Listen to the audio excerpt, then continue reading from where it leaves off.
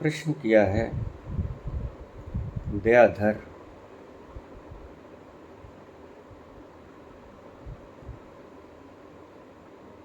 उपाध्याय।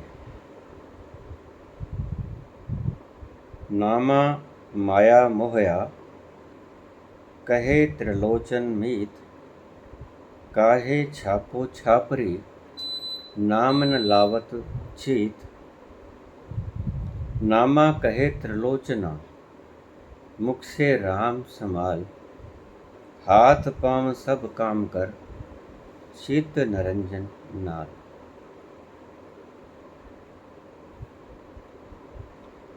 बाबा जी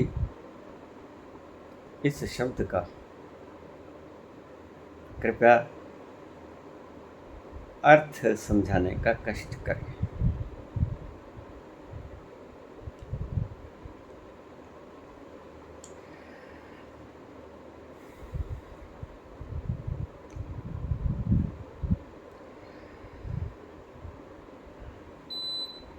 जगत के मुश्किल से मुश्किल शब्दों का अनुवाद आपने मुझसे मांग लिया।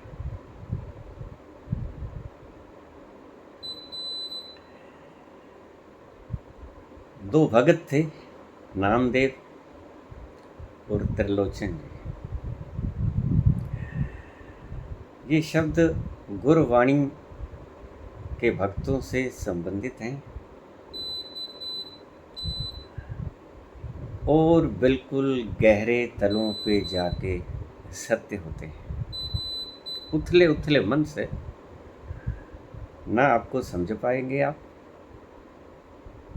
ना ही आप मुझे ठीक से सुन पाएंगे। नामा माया मोहया, नामदेव कहते हैं कि त्रिलोचन तू माया के मोह में ना पड़, कहे त्रिलोचन मीत।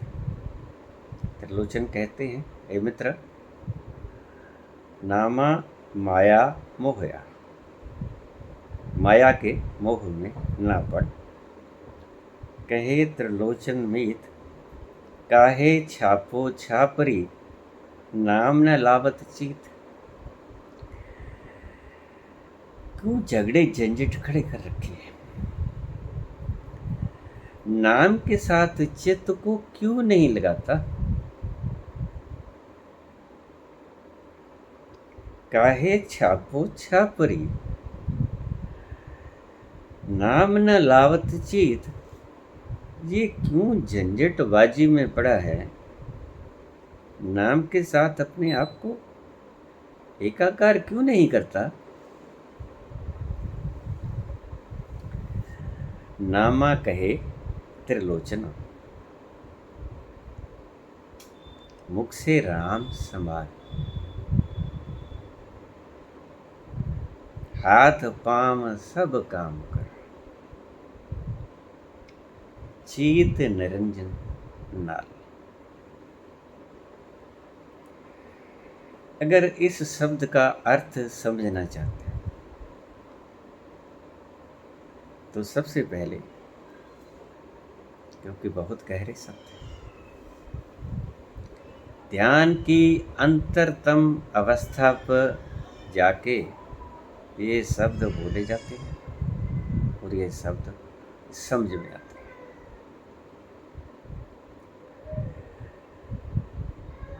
माया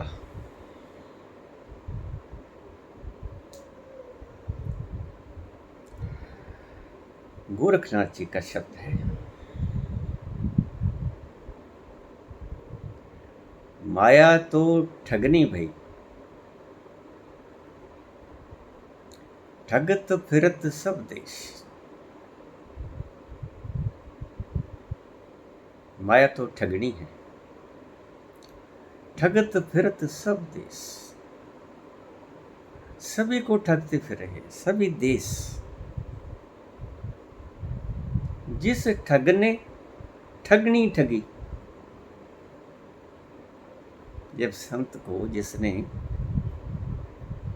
प्रभुत्व पा लिया है, जीत लिया है इस माया को, उसको ये ठग बोल रहे हैं। जिस ठग ने ठगनी ठगी, ता ठग को आदेश। माया तो ठगनी भई, माया तो ठगनी है। ठगत फिरत सब देश,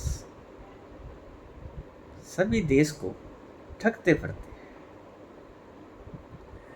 किसी को धन में उलझा लिया, किसी को पदवी में उलझा लिया, किसी को पुत्र पौत्रादि में उलझा लिया, किसी को मान बढ़ाई में उलझा लिया, किसी को काम क्रोध में उलझा लिया, किसी को अन्य विकार में उलझा लिया। ठगत फिरत सब देश, सारे देश को ठगती फिर रही है। जिस ठग ने ठगनी ठगी, इस ठगनी को जिस ठग ने ठग लिया है, ता ठग को आदेश। उस ठग को मेरा प्रणाम है, मेरा वंदन है, मैं उसे नमस्कार करता हूँ।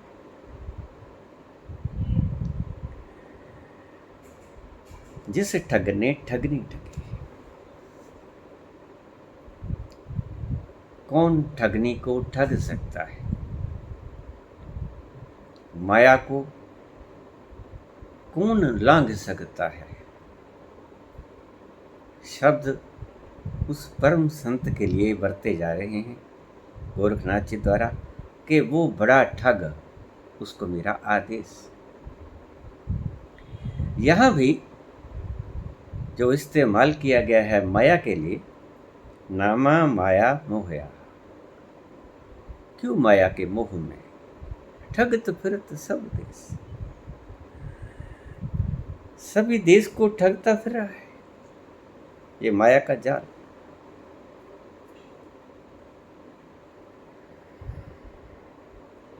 नामा कहे त्रिलोचना, मुख से राम समाल। हाथ पावते काम कर, छीत निरंजन नाल।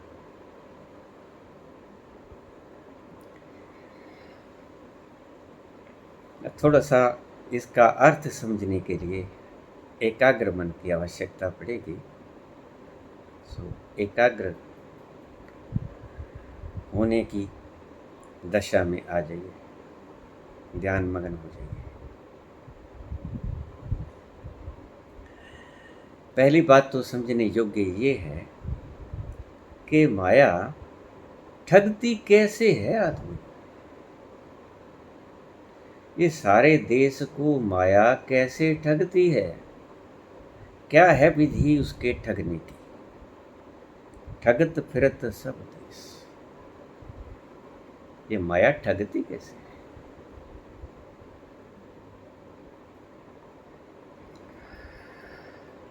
माया ठगती है अज्ञान के द्वारा। अज्ञान किसे कहता हूं मैं? जो सत्य ना हो, सत्य जैसा भासता, लगता हो सत्य है, सत्य हो ना। जैसे अंधेरी रात,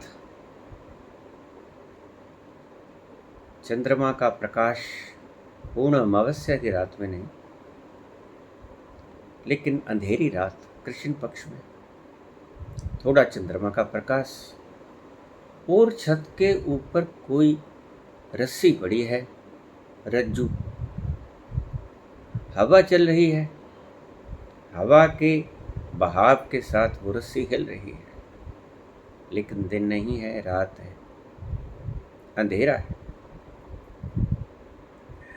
अंधेरा है तो रस्सी हिल रही है हवा के वेग से।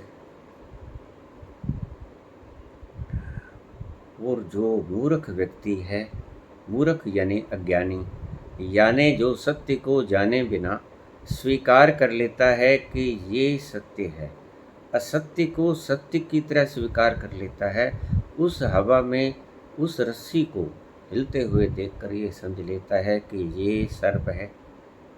रज्जु को सर्प समझ लेने का सत्य भ्रमित सत्य है, अज्ञान। जानने से मानने से पहले क्या अच्छा होता कि वो प्रकाश डालता, उस रस्सी पर देखता कि ये जो हिल रही है हवा के कारण, ये रस्सी है या सर्प है। अगर ऐसा देख लेता तो उसे पता चल जाता, जैसे ही प्रकाश पड़ता यानी ज्ञान पड़ता। अज्ञान क्या था? ये सर्प है, रस्सी नहीं है। ज्ञान क्या है? उस रस्सी के ऊपर प्रकाश डालना। रस्सी के ऊपर प्रकाश डाला तो सत्य सामने आ जाएगा। क्या आ जाएगा? कि ये रस्सी है, हवा के कारण हिल रही है। ठगत फिरत सब देश। कैसे ठगती है माया? ऐसे ठगती है।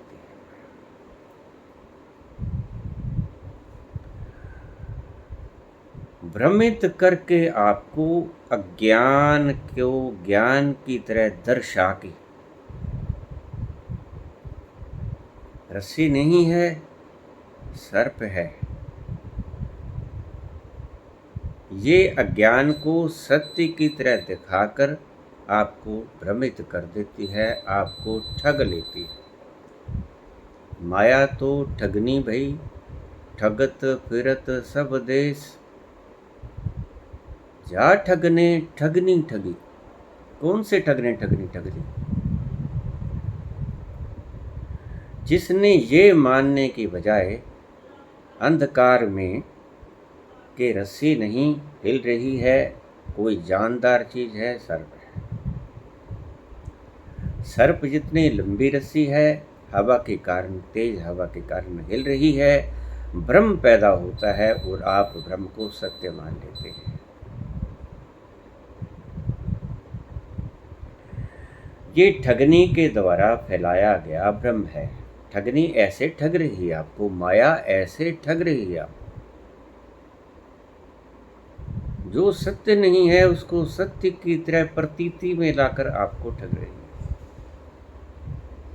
जा ठगने ठगनी ठगी। ठगनी को ठगने वाला ठग कैसा है? जो प्रकाश डालेगा उस रस्सी पे मानने से पहले, कोई टॉर्च लेके आएगा, कोई प्रकाश डालने वाली चीज लेके आएगा, उसके ऊपर डालेगा और देखेगा कि रस्सी है या सांप है, टटोलेगा। और जब भी टटोलेगा, प्रकाशित होगी वो रस्सी, तो उसका भ्रम टूट जाएगा, उसका अज्ञान टूट जाएगा कि नहीं ये सर्प नहीं है। वो उठा लेगा उसको कि ये देखो रस्सी। जिस ठग ने ठगनी ठगी, ता ठग को आदेश। उसको मेरा प्रणाम है। माया हर पल इस देश को ठग रही है।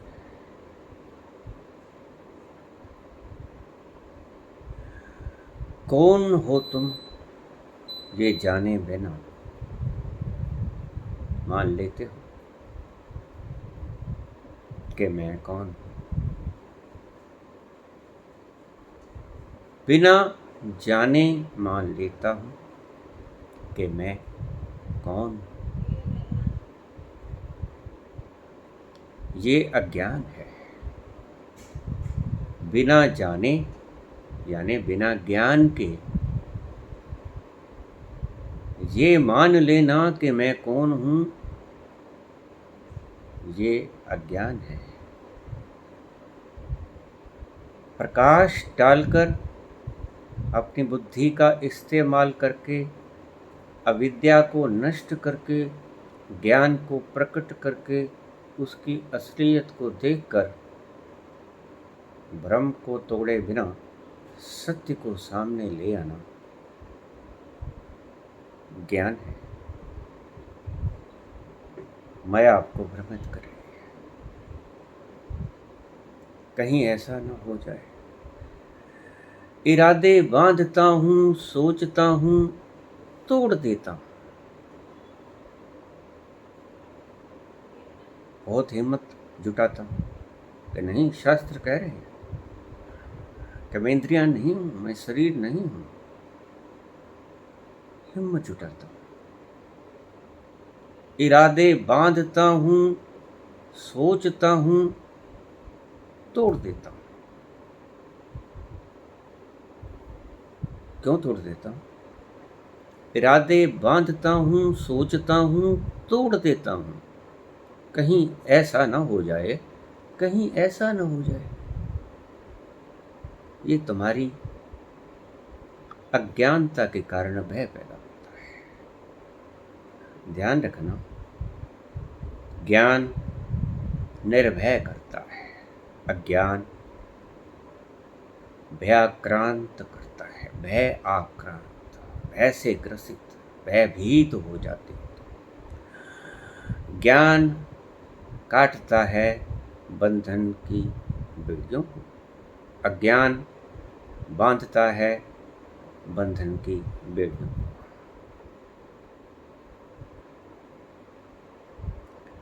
जिस ठग ने ठगनी ठगी,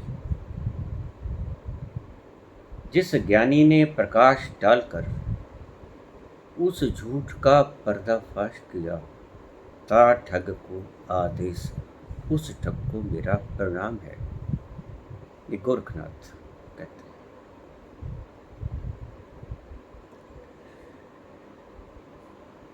इरादे बांधता हूँ, सोचता हूँ, तोड़ देता हूँ। फिर कोई आ जाता है, कोई भय आक्रांत व्यक्ति आ जाए, आपसे कह दे कि नहीं, ऐसा मत करो, ऐसा मत करो। अभी मेरे सानिध्य में एक परिवार था, 2 बच्चों की शादी हुई। भयाक्रांत, अज्ञान भयाक्रांत करता है।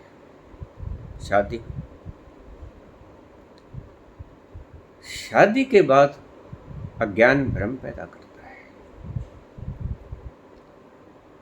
रीति है आम लोगों की, रिवाज है, लोक रिवाज। उसे कहते हैं कि बाबे का घोड़ा छोड़ना है, बाबे का घोड़ा छोड़ना है। मैंने कहा, ये बाबा कौन है? एक तो बाबा मैं हूं, मुझे तो घोड़े की जरूरत नहीं। और कौन से बाबे को? कहता एक बाबा है, उसका घोड़ा हमने छोड़ना है। वो क्या करेगा वो घोड़े का? कुछ भी करे, हमारे रिवाज है। मैंने कहा, अगर मैं छोड़ा तो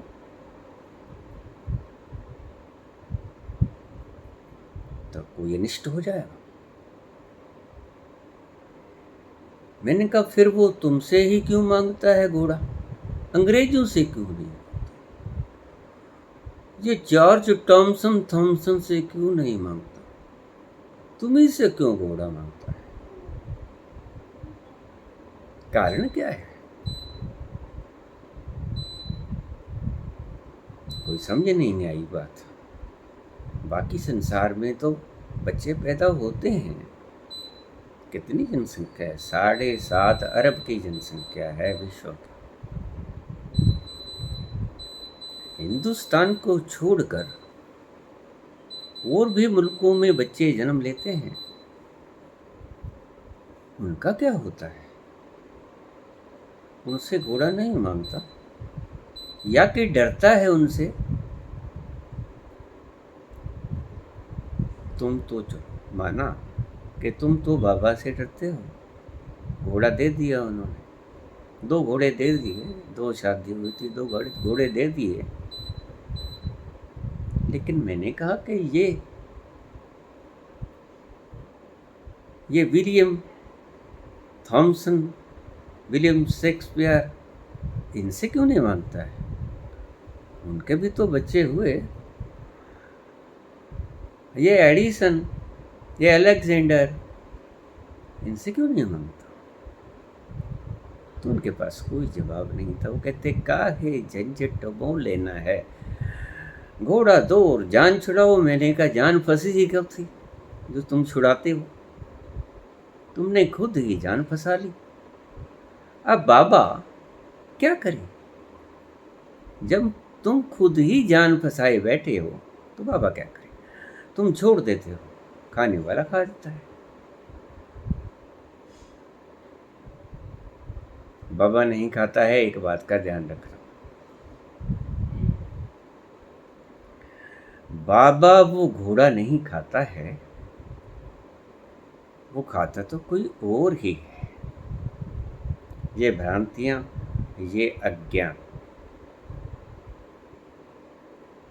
भय पैदा करता है। नहीं छोड़ा तो कोई अनिष्ट हो गया घर में, फिर वो माई की चुन्नी जाओ चढ़ा के आओ। मैंने कहा भाई ये माई इतनी गरीब है कि इसके पास चुन्नी नहीं है क्या? एक मित्र मेरे कहने लगे कि मैंने मन्नत मानी थी सालासर बाबा जी की। हे बाबा जी, मेरा वो काम कर दो जो भी उनकी इच्छा थी, नौकरी की होगी, बच्चे कोई भी हो, तो मैं आपकी सवा मणि चढ़ाऊंगा। देखिए, आदमी इतना मूर्ख है कि अपने व्यक्तियों के साथ, मित्रों के साथ, सगे संबंधियों के साथ और मनुष्यों के साथ जैसा व्यवहार करता है वैसा ही व्यवहार अपने परमात्मा के साथ भी करता है। ये सवा मणि रिश्वत है, धन्यवाद नहीं। क्यों? धन्यवाद होता तो सुख ना सुखता, मन्नत ना मानता। धन्यवाद तो बाद में ही दिया जाता है।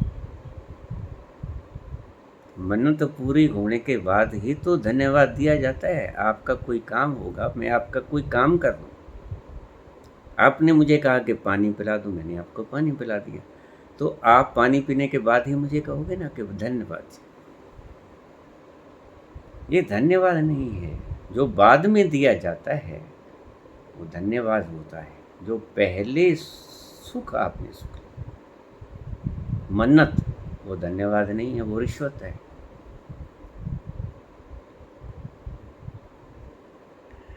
मैंने कहा बाबा, सालासर बाबा बालाजी महाराज के पास आपकी सवा मणि की गांठ थी क्या, कि आपकी सवा मणि के लालच में उसने आपका काम कर दिया?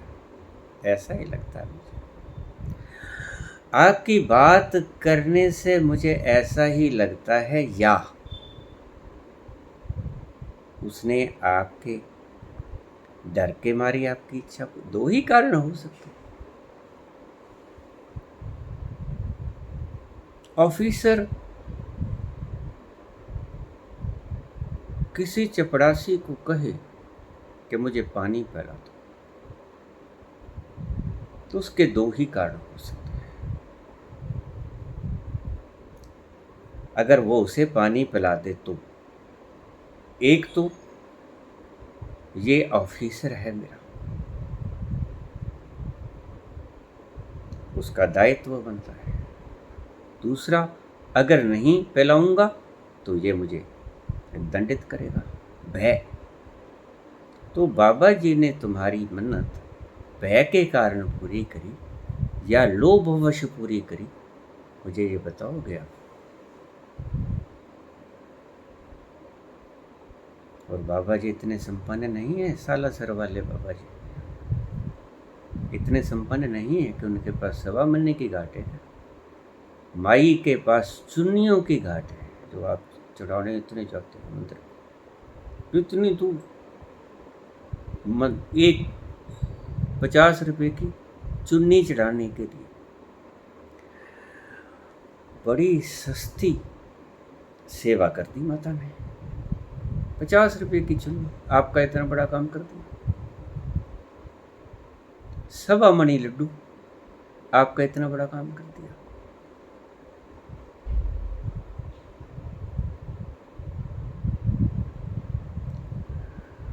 परमात्मा से भी आप क्लाइंट्स जैसा व्यवहार करते हो। जैसे हम पटवारी साहब के पास नहीं जाते,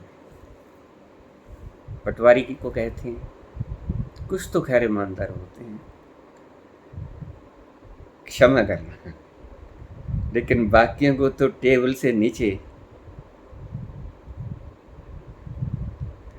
द्रव्य चाहिए ना। तो यहाँ के पटवारी गण रिश्वत से मान जाते हैं। तो वैसा ही तुम देवताओं को समझते हो, देवियों को समझते हो कि इनको रिश्वत दिखाएंगे तो मेरा काम कर देंगे। वही मापदंड मनुष्यों वाला देवी देवताओं पर। तुम झूठे हो, बेईमान। अगर तुम्हें सच में श्रद्धा होती तो तुम मन्नत नहीं मानते, प्यार ही काफी था।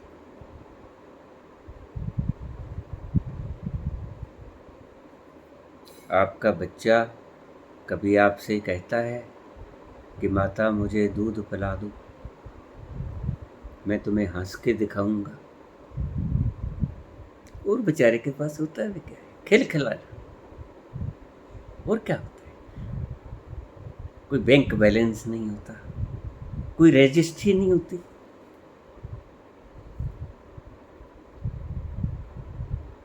बस दांत पाड़ के दिखा देगा।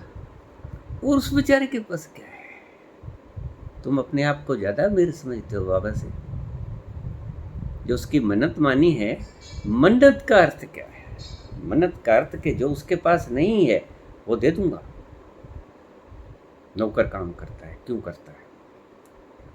लालच के वश।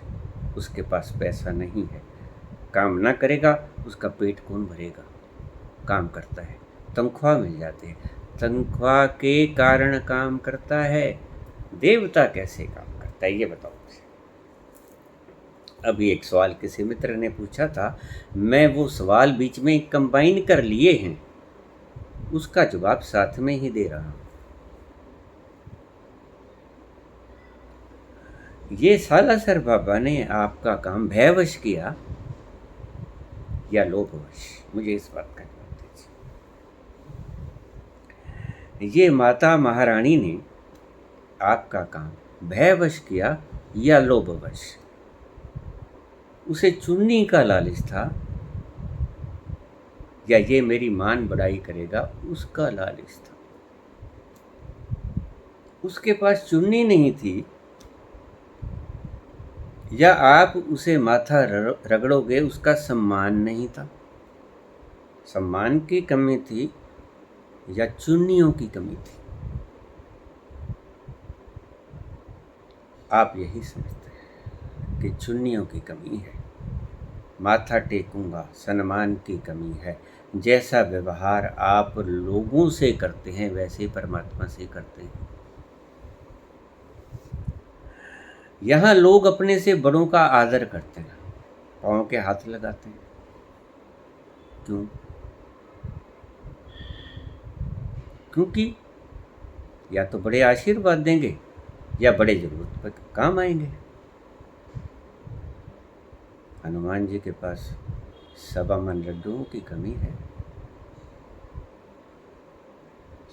या आपसे डरते हैं, या माता आपसे डरती है, या चुन्नी के लिए आपकी इच्छा पूरी करती है? इस बात का जवाब भक्तों मैं आपसे चाहूँगा। बच्चा जब आपसे कुछ मांगता है, भूखा होता है, वो सिर्फ रोता है, बस। तो रोने से माँ समझ जाती है कि बच्चे को भूख लगी है। चीखने से, चिल्लाने से बजरंगी समझ जाते हैं कि मेरा भक्त कष्ट में है।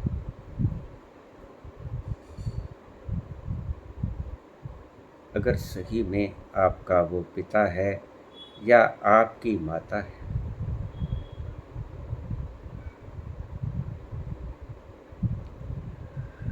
प्रेम न लालच देखता है न भय होता है। अगर भय ही हुआ तो प्रेम कैसा। जहाँ भय है वहाँ प्रेम नहीं है।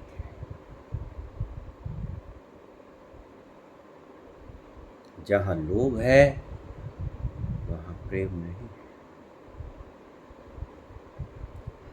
लेकिन अगर बाबा जी ने घोड़े के लालच के लिए आपकी इच्छा पूरी की है, एक बात तो बिल्कुल स्पष्ट हृदय पे लिख लेना कि उसको आपसे प्यार नहीं है और आपको उससे प्यार नहीं है।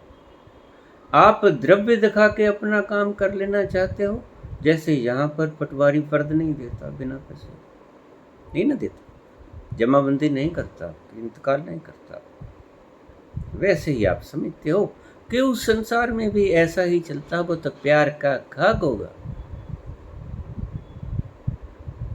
ये प्रेम के मसले बड़े गहरे होते हैं। प्रेम के मसलों में द्रव्य गणना में नहीं आता। प्रेम न बाड़ी उपजय, प्रेम न हाट बिकाए, कबीर कहते हैं। प्रेम किसी खेती में नहीं होता, प्रेम किसी दुकान पे नहीं बिकता, तो कैसे बिकता है प्रेम? कैसे पाए प्रेम को? प्रेम न बाड़ी उपजय, प्रेम न हाट बिकाए, राजा प्रजा जही रुचय। कोई फर्क नहीं होता, कोई भेद नहीं होता उसे राजा या प्रजा का। फर्क क्यों नहीं होता? क्योंकि उसे भय नहीं होता। हम तो भय खाते हैं कि ये हमारा अनिष्ट कर देगा। अगर अनिष्ट कर देगा तो प्रेम कैसा? फिर आपका प्रेम कच्चा और उसका प्रेम भी कच्चा। देवता अगर भय के कारण, भय दिखा के आपसे कुछ मांगता है तो प्रेम नहीं है और वो गरीब है।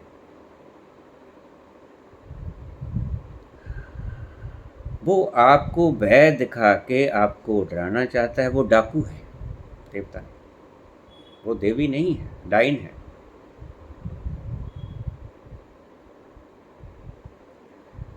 देवता देवी का अर्थ ही शब्दों का ये है कि जो देता है वो देवता, जो लेता है वो लेवता।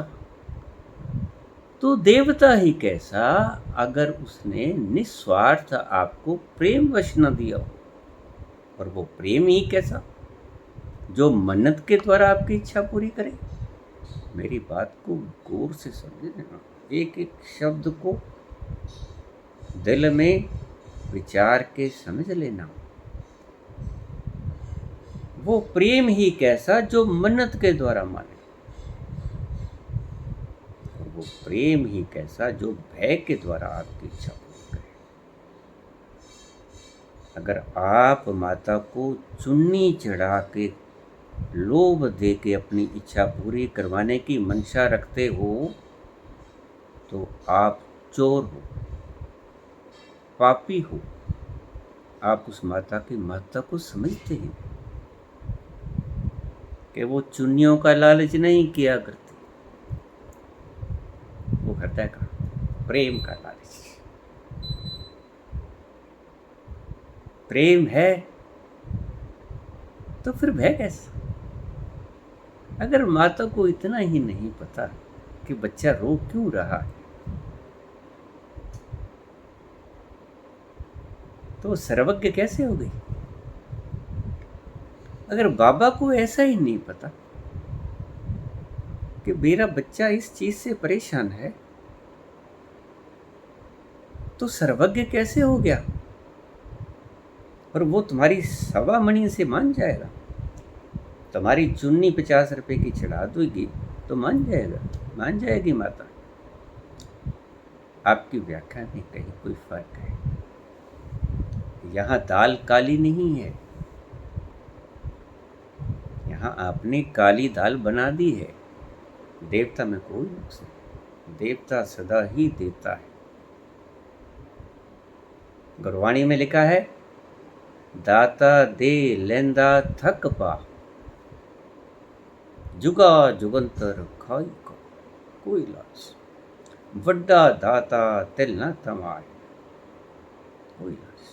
कोई तुम्हारी चुन्नियाँ नहीं चाहिए, कोई तुम्हारी सवा मणि नहीं चाहिए। वो प्यार का भूखा है, प्रेम का भूखा है। बच्चा क्या मन्नत मानता है?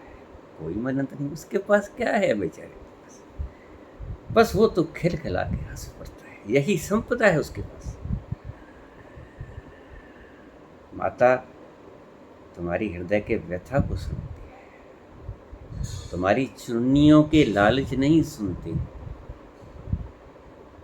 और जिस दिन तुम्हारी चुन्नियों का लालच समझने लग गई माता, उस दिन तुम्हारी इच्छा पूर्ण नहीं होगी। फिर तुमसे ज़्यादा जो सुख सुखेगा, मन्नत मानेगा, उसकी इच्छा पूरी होगी। फिर अमीर जीत जाएगा, गरीब हार जाएगा। और अगर गरीबी और अमीरी भगवान के दरबार में भी है, तो फिर वो ईश्वर कैसा? संदेह है उस ईश्वर। ईश्वर के लिए तो सभी समान है, न्याय और ईश्वर के लिए सभी समान।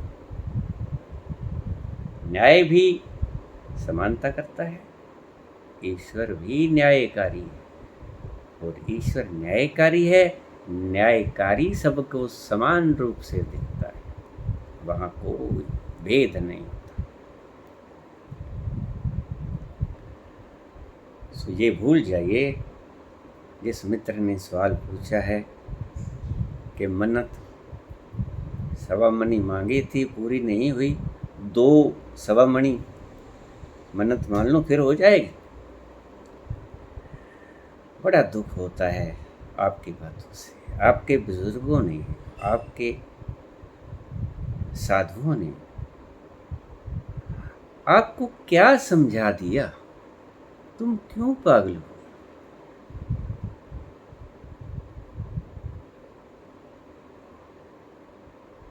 प्रेम की बात तो कोई करता ही नहीं। प्रेमियों को तो यहाँ दंडित किया जाता है, इसलिए प्रेम शब्द धीरे धीरे समाप्त हो गया। प्रेम करना भी अपराध हो गया। और जब तुम मनुष्य से प्रेम नहीं कर पाते, तो ईश्वर से कैसे कर पाओगे? ईश्वर तो दिखता ही नहीं, मनुष्य दिखता तो है।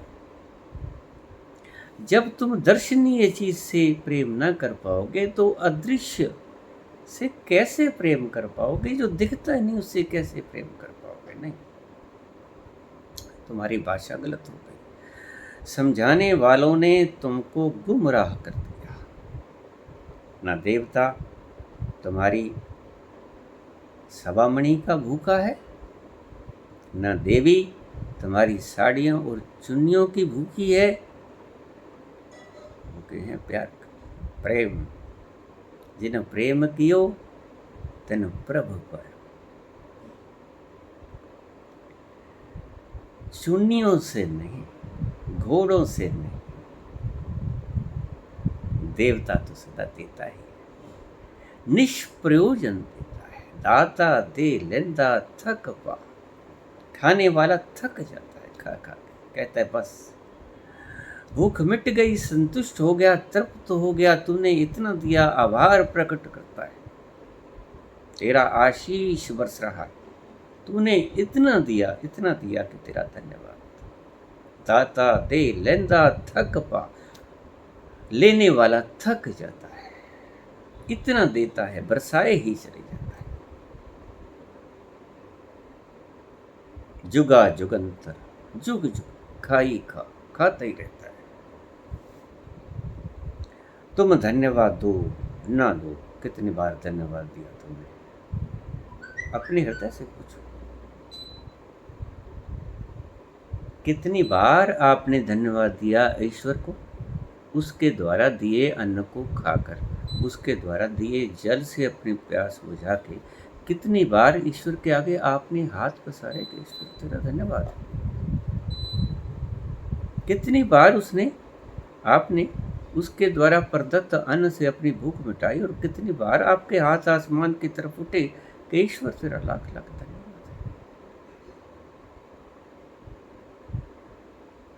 बस आपकी इच्छा पूरी हो गई और आप चले चुनिया चढ़ाने। आपकी इच्छा पूरी नहीं हुई तो फिर एक की जगह दो शुक्ल, सवा मणि की जगह दो सवा मणि। ये कोई व्यापार की बातें तो है। प्रेम को भी आप व्यापार बना लेते हो। आप दक्ष हो व्यापार में, रिश्वत देने में दक्ष हो।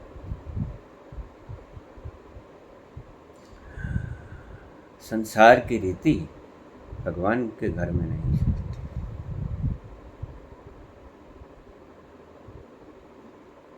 अगर आप ये समझते हो कि आपकी मन्नत से भगवान ने लालच से आपके लड्डू खाने के लिए आपकी मन्नत पूरी कर दी, तो आप गलती ना। उसने प्रेमवश दयावश आपकी इच्छा पूरी की। बच्चे का रोना सुन के माँ आई है उसका पेट भरने के लिए, बच्चे कर लालचवश नहीं आई है। और जैसे माता निस्वार्थ बिना लालच के आती है दूध पिलाने बच्चे को, खुद चल के आती है, वैसे ही देवता आता है। देवता यानी जो देता ही देता है। दाता दे लिंदा थक पा, जुगा जुगंतर खाई का। खाने वाला थक जाता है। खाने वाला कहता है कि बस मुझे मुक्त कर दो।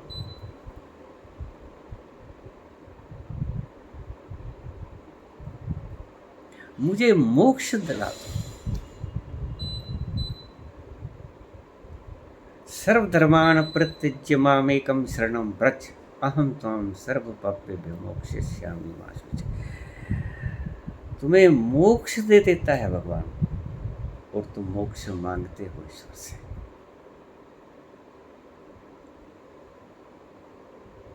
इतना देता है वो, जुगों जुगों तक आपकी इच्छा पूरी करता रहता है। कब आपने मन्नत मानी? इतने युग तक वो खिलाता रहा आपको। क्या मन्नत मानी थी आपने? और आपने उसका क्या सुधार दिया, ये भी बता दो। सिवाय इसके कि उसने जो शुद्धतम चीज दी वो आपने विकृत करके वापस उसे लुटा दी। उसने दी शुद्ध ऑक्सीजन, आपने कार्बन डाइऑक्साइड बना के वापस कर दी उसको।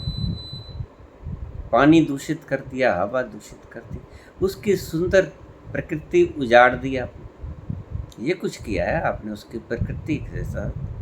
तो फिर आप क्या कहते हो कि आपने उपकार कर दिया उसके ऊपर? नहीं। ईश्वर कभी भी भय के कारण या लालच के कारण वड्डा दाता तिल न तमाए। वो बहुत बड़ा दाता है, तिल न तमाए। उसके भीतर लोभ का एक जर्रा भी नहीं है। वड्डा दाता तिल न तमाए। तमा नहीं है उसके भीतर, लालच नहीं है उसके भीतर।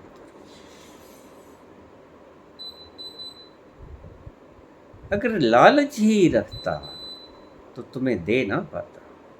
लालची व्यक्ति कैसे दान करेगा? करेगा। लालची व्यक्ति दान नहीं करेगा, लालची व्यक्ति संग्रह करेगा, छीन लेगा दूसरे से, दूसरे को देगा नहीं। लेकिन ये तो जुगों जुगों से आपको देते आई है, सब कुछ आपको प्रदान करे। व्यर्थ रीति मत डालो। ना सालासर के बाबा जी आपकी मन्नत को मानकर लालचवश ना भयवश आपकी इच्छा पूरी नहीं करते, करते हैं प्रेमवश, करुणावश। एक ही सूत्र है, प्रेम करुणा। माँ बच्चे को दूध किसी भय से युक्त होकर पिलाती, माँ बच्चे को दूध करुणावश पिलाती है, प्रेमवश पिलाती है। और जो माँ बच्चे को करुणावश दूध नहीं पिलाती वो माँ ही नहीं, वो नर्स हो। नर्स हो सकती है, माँ नहीं हो सकती। नर्स और माँ में यही फर्क है। वही दूध माँ पिला दे, वही दूध नर्स पिला दे। अमेरिका में अभी पीछे कुछ वर्ष पहले प्रयोग हुए। कुछ बच्चे नर्सों ने पाले, कुछ बच्चे माताओं ने पाले। वही खुराक दी गई बच्चों को, दोनों को। जिन्होंने नर्सों से अपनी सेवा कराई और जिन्होंने माताओं से अपनी सेवा कराई, दोनों बच्चों को सेम डाइट दी गई, सेम व्यवहार किया गया, सेम प्रेम दिया गया, लेकिन अद्भुत परिणाम आए। जिन बच्चों को नर्सों ने पाला था वो कमजोर इम्यूनिटी के निकले, वेट लॉस, इतना ज़्यादा वेट बढ़ा नहीं। और जिन बच्चों को माता ने पोषण दिया वो स्वस्थ, फुल ऑफ इम्यूनिटी, प्रतिरोधक शक्ति से भरे हुए, और उन्होंने ज़्यादा वेट गेन किया, ज़्यादा भार एकत्रित किया, जल्दी तकड़े हो गए। क्यों? जब बराबर कुछ मिल रहा है, बराबर का भोजन मिल रहा है, बराबर का प्रेम मिल रहा है, तो दोनों में फर्क क्या हुआ?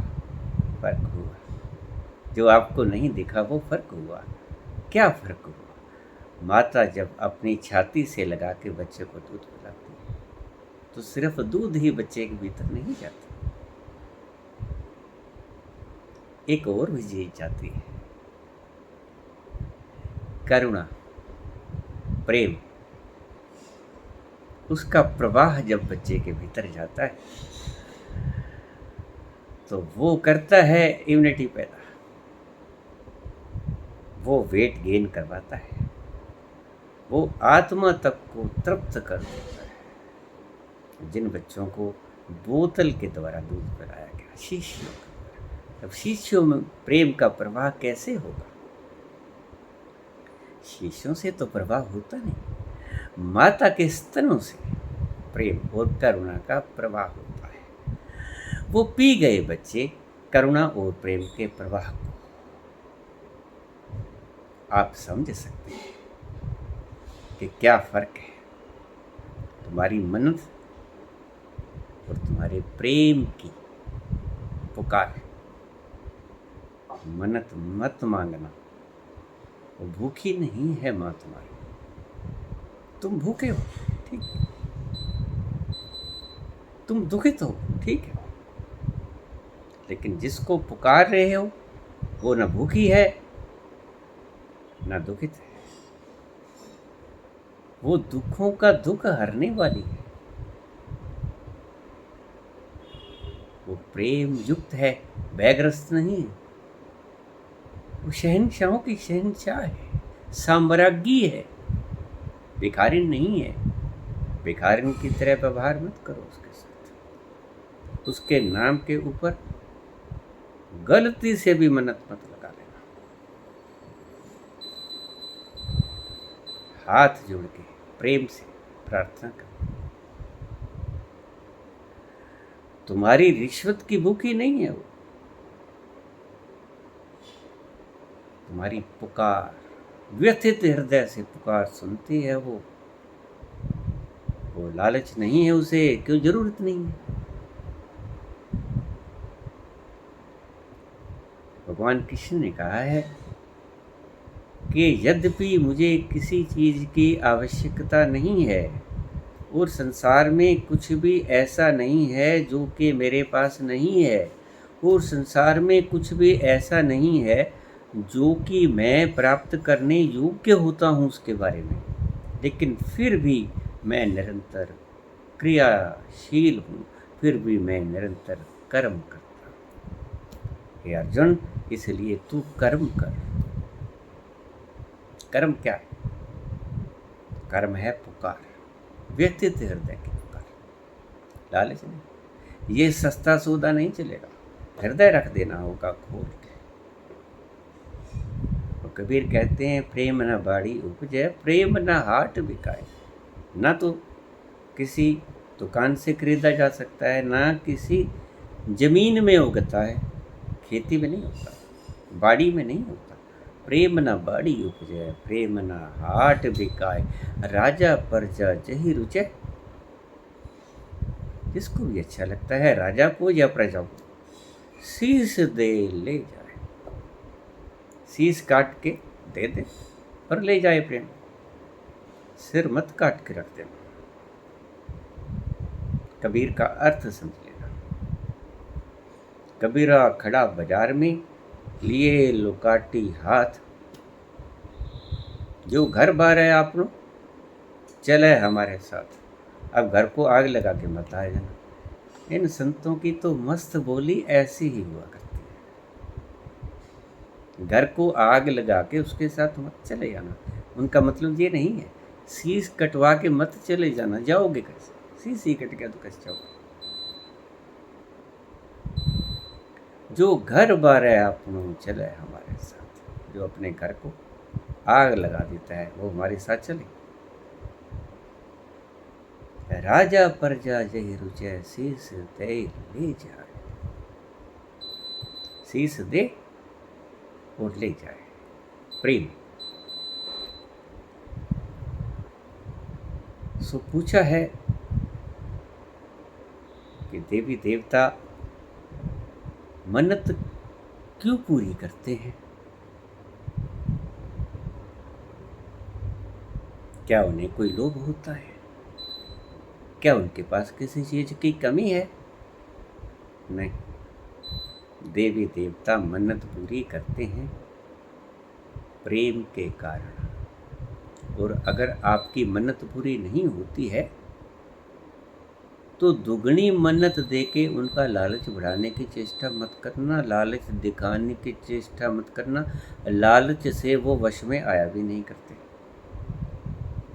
प्रेम के कारण, करुणा के कारण, तुम्हारी व्यथा से व्यथित होने के कारण वो तुम्हारी इच्छा पूरी किया करते हैं, तुम्हारी मन्नत पूरी कर लिया करते हैं। ये बात और हो है कि तुम ये समझ लेते हो कि शायद मेरी मन्नत पूरी हो गई और तुम मन्नत चढ़ा देते हो। ना बाबा घोड़े के लिए आपकी मन्नत को पूरी करता है, ना माता चुन्नी के लिए करती है, साड़ी के लिए करती है, ना बाबा सवा मणि के लिए करता है सालासर वाला। ना शंकर भगवान आपके व्रत रखने से खुश होते हैं। पत्रम पुष्पम फलम तोयम, भगवान कृष्ण ने कहा है कोई तेरी पूजा प्रार्थना से मैं खुश नहीं होता। पत्रम पुष्पम फलम तोयम, प्रेम से अगर तुम पत्ता भी चढ़ा दो, पुष्प फूल चढ़ा दो, फल पानी और कुछ नहीं तो पानी चढ़ा दो। सावन में हम भगवान शंकर के जल चढ़ा दिया करते हैं, पत्रम पुष्पम फलम तो। लेकिन एक शर्त है, श्रद्धा पूर्वक। एक शर्त है, लेकिन वो शर्त ही आप पूरी नहीं कर पाते। मैं जानता हूँ जितनी श्रद्धा से आप चढ़ाते हैं, क्योंकि टूट भी जाया करती है। जो श्रद्धा टूट जाए श्रद्धा ही नहीं होती। मन्नत पूरी हो जाए तो देवता है, मन्नत पूरी ना हो तो नहीं है। कहाँ है ईश्वर? नीचे कहता था गॉड इज डेड,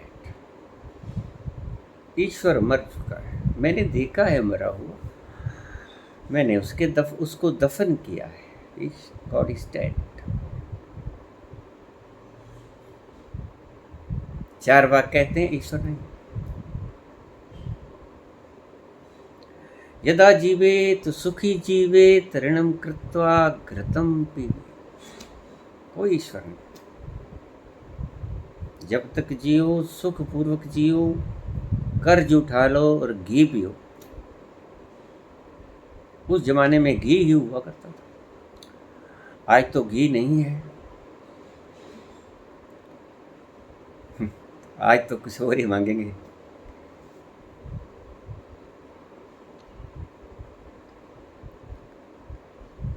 पत्रम पुष्पम फलम तो श्रद्धापूर्वक तो कुछ भी चला, अगर उसमें प्रेम भरा है तो स्वीकार हो जाएगा।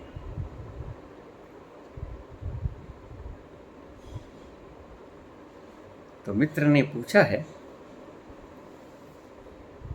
किसी भय के कारण नहीं ईश्वर आपकी बात मानता, किसी भय के कारण या लोभ के कारण देवता आपकी इच्छा को पूरी नहीं किया करता। आपने कितने करुण हृदय से उसको याद किया है, पूर्ण दुखित हृदय से। जब भी पुकारो वो सुनेगा है। कोई व्रत नहीं, कोई उपवास नहीं,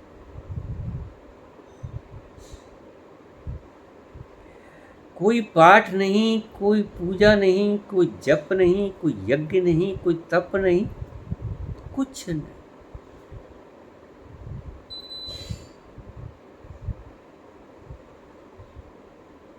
यंत्र मंत्र तंत्र सब बेकार हैं अगर तुम्हारे भीतर श्रद्धा नहीं। और याद रखना, जैसे ही आपके काम ईश्वर पूरे नहीं करता तो ईश्वर पे दोष मत देना। वो तो दीवार जैसा है। दीवार पे अगर आप गेंद मारो तो जितने जोर से आप गेंद मारोगे उतने ही जोर से गेंद वापस आ जाएगी दीवार से लगकर। To every action there is an equal and opposite reaction. हर एक क्रिया की बराबर और विपरीत प्रतिक्रिया होती है। और जिस दिन दीवार से गेंद लौटनी वापस न हो, जिस दिन हट जाए, गेंद लौटनी हट जाए, उसका एक ही कारण है। बताओ क्या कारण हो सकता है? जिस दिन तुम गेंद मारो दीवार के और गेंद वापस न आए तो क्या मतलब है इसका? बताओ। उस गेंद में हवा नहीं है, फूंक की हवा, वो छिद्र युक्त है, उसकी हवा निकल चुकी है। श्रद्धा तुम्हारी हवा है, नहीं तो वापस आती। अगर गेंद में हवा नहीं होगी तो वो फुस करके नीचे गिर जाएगी। वो तुम्हारी श्रद्धा फुस हो गई है, तभी तो वो वापस नहीं है। श्रद्धा युक्त मन से कहीं भी साथ हो, ईश्वर सब जगह विद्यमान है। ईशावास्यमिदं सर्वं यत् किंचित् जगति तेन त्यक्तेन भुञ्जीतः मा कृधः कस्यस्विद्दनम्। ईश्वर इस जगत के कण कण में व्यापक है।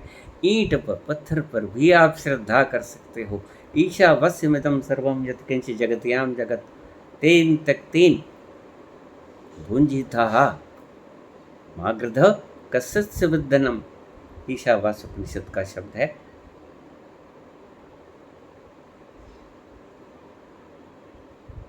सभी जगह विद्यमान है। धन्ना पत्थर पर श्रद्धा करके अपना कार्य संपूर्ण कर लिया करता है। रामकृष्ण परमहंस पत्थर की काली की मूर्ति के ऊपर श्रद्धा युक्त होते और काली प्रकट हो जाती है। तुम्हारी श्रद्धा ने काम करना है, ईश्वर के ऊपर कभी दोष मत देना। ईश्वर तो तुम्हें देता ही जाता है और तुम उसके बदले में उसे उलाहने के अतिरिक्त, शिकायत के अतिरिक्त कभी कुछ नहीं दे पाते।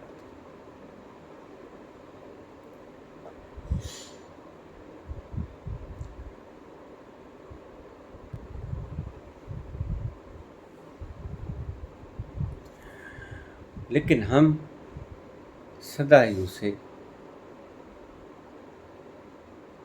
निंदा करते रहते हैं।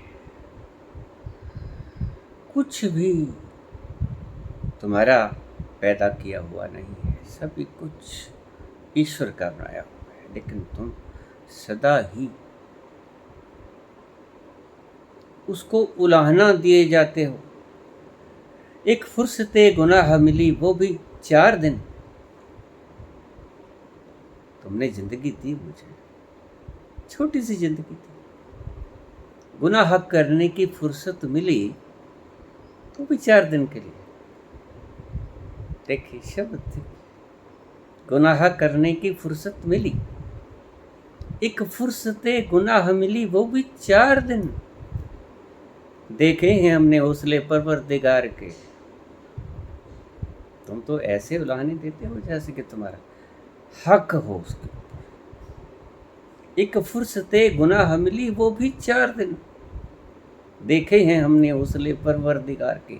ईश्वर तुमको ईश्वर तक को चैलेंज कर देते हो कि यही हौसला है तुम्हारा। गुनाह करने के लिए वक्त भी दिया तो कितना, 4 दिन। अभी हारे नहीं हो गुनाह करते करते।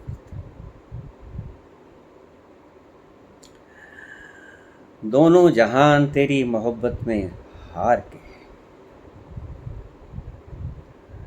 पाठ किया, पूजा की, व्रत। एक भगत मेरे पास आ गए कल, मुझे कहने लगे मैंने 16 सोमवार के व्रत कर लिए, मुझे क्या फल मिलेगा। मैंने कहा क्या व्रत क्या किए भाई तूने। कहता मैं एक वक्त रोटी खाता था, बाकी फल फ्रूट खा लेता था। 16 सोमवार के दिन सारे दिन में फल फ्रूट खा लिया करता था, अन्न नहीं खाता था, और एक वक्त की रोटी खाता था, और नमक बिल्कुल ही नहीं खाता था। 16 सोमवार मैंने ऐसा कुछ किया। दोनों जहां तेरी मोहब्बत में हार के। मैंने कहा भाई थोड़ा सा मेरा भी हिसाब कर लो। कहता क्या करे। मैंने कहा तुमने 16 सोमवार एक वक्त का फ्रूट खाया और एक वक्त की रोटी खाई, और मुझे 7 वर्ष बीत गए, ना तो मैंने रोटी खाई, कभी नहीं खाई, ना एक वक्त फल फ्रूट खाया, और नमक तो बिल्कुल ही नहीं खाया। तो थोड़ा सा हिसाब मेरा भी कर लो भाई। दोनों जहां तेरी मोहब्बत में वार के, दोनों जहां तेरी मोहब्बत में हार के, वो जा रहा है कोई शबे गम गुजार के। दोनों जहां तेरी मोहब्बत में हार के। पूजा की मोहब्बत बता रही है इससे। मोहब्बत की होती तो खैर पड़ी होती। दोनों जहां तेरी मोहब्बत में हार के, वो जा रहा है कोई शबे गम गुजार के। अभी भी शबे गम कहते हो, शुक्राना अभी भी नहीं करते। वो जा रहा है कोई शबे गम गुजार के। धन्यवाद क्या खाक करोगे। 60-70 साल जिए हो, उसका कोई धन्यवाद नहीं। वो जा रहा है कोई शबे गम गुजार के। अपना गम तुम्हें याद रह गया। उसने तुम्हें 80 साल खाने पीने को दिया, खुशहाली दी, उसका कोई हिसाब। क्या हिसाब करोगे उसके साथ। और जो हिसाब मांगता है वो भगत नहीं हुआ करता। प्रेम में कभी हिसाब नहीं होता, और जो आपसे हिसाब मांगने लग जाए समझ लेना प्रेम नहीं। प्रेम में तो पता ही नहीं चलता।